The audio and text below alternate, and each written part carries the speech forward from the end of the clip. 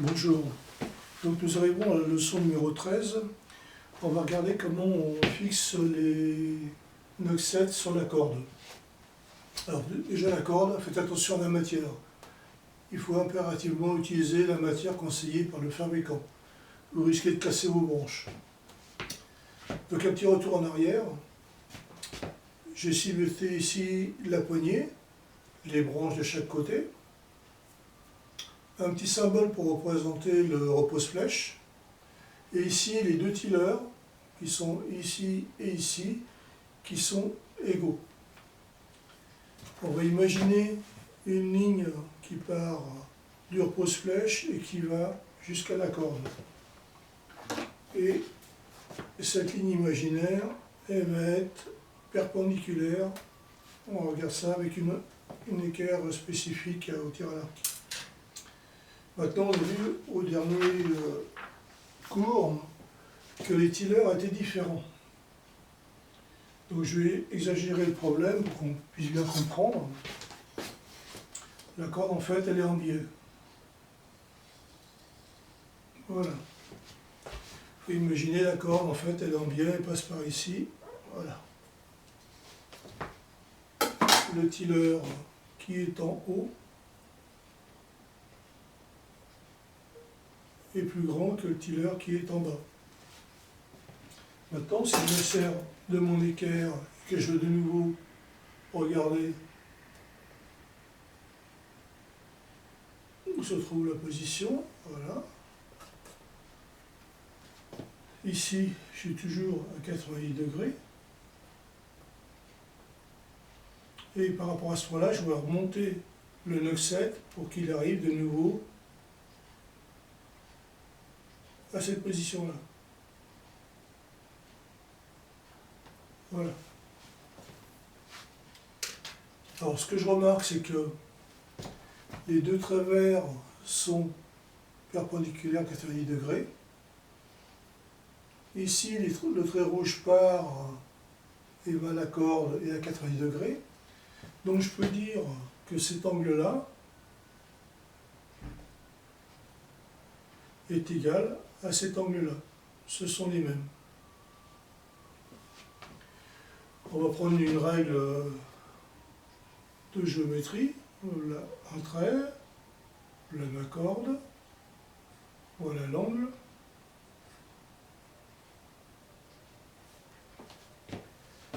Ici, là, la distance, c'est 635 mm, c'est une poignée de 25 pouces. Donc ici, à 635 mm, je trace une verticale. Et par rapport à ça, ça va être cette distance-là. Sur mon arc, c'était 5 mm. On va reprendre 5 mm. Donc ici, j'ai 5 mm. Maintenant, mon banc qui est ici, voilà, ce banc qui est là, entre ici et ici, je lui ai mis 220 mm. Donc ici, je trace un trait à 220 mm.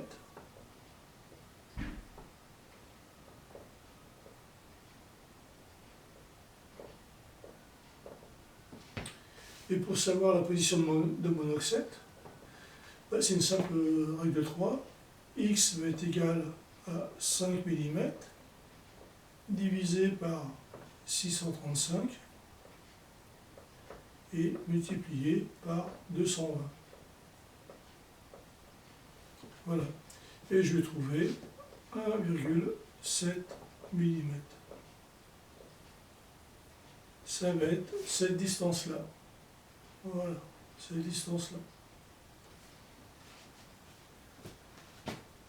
Cette distance au-dessus du noxet. Voilà. À savoir que ça, c'est la cote maximum, il faudra mettre un petit peu moins. Parce que quand on met une flèche, on va changer de couleur. Voilà. Quand on met une flèche, ici, voilà, vous avez ici une pointe. La pointe, elle est lourde, et la tendance à faire basculer la flèche, et la flèche va avoir tendance à remonter. Alors ce qu'on va faire, on va remettre ici, au-dessus, un deuxième nœud pour retenir la flèche. Mais ce nœud il ne sert juste à ça, il ne sert pas au réglage.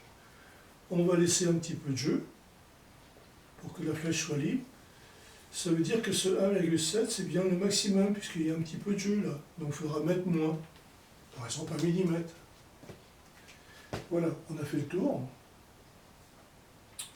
Donc notez bien que les deux, le banc premier avec la corde quand les tilleurs sont égaux à 90 degrés. La corde, une fois qu'on a mis le tiller plus grand en haut qu'en bas, donc on est en biais, le banc il arrive ici, et comme la corde et le banc est d'équerre à 80 degrés comme ici, on peut donc dire que ces deux angles-là sont égaux, et après c'est une simple règle de 3 entre la hauteur de la poignée et le banc. Alors c'est évident que si vous changez le banc, ça va changer le résultat ici. Voilà, donc là, la première partie est faite. Vous avez réglé. Les nœuds 7, vous les montez, mais vous les serrez légèrement. Parce qu'après, on va passer à un essai. On va tirer en cible. Ma cible est là, moi je suis ici, et je vais tirer des flèches. Par exemple, 3 flèches. Et je vais tirer une flèche sans plume. Et je vois quand elle arrive. Donc si elle arrive au-dessus, celle qui n'a pas de plume, ça veut dire que mes nœuds 7 sur mon arc sont trop bas. Par contre, si la flèche arrive trop bas, celle qui n'a pas de plume, ça veut dire que mes nœuds 7 sont trop hauts. Voilà. Donc après, on bouge les nœuds 7 et quand on retrouve cette flèche-là groupée au milieu des autres, c'est bon, vous pouvez sortir les nœuds 7, c'est correct. Maintenant, on va parler des bancs. Alors, les bancs, il faudra se référer aux indications du fabricant. Donc, il faut regarder sur Internet le fabricant de la branche et mettre le banc qui correspond à ce indiqué par fabricant. Maintenant, si vous n'avez rien, alors ici, vous avez les arcs. Les 64, 66, 68, 70. Voilà. Le réglage premier de votre banc. Pour le 64, vous allez mettre 215 mm. 66, 215. Et ensuite 220 mm. Ça, c'est le premier réglage du banc. Ensuite, vous avez un mini. Et vous avez un maxi. Alors, pour le 64, c'est 200 mm. Ici, c'est 210, 210 et 220. Et le maxi, 230, 230, 240 et 250. Votre corde doit sortir de la nervure de la branche, c'est important.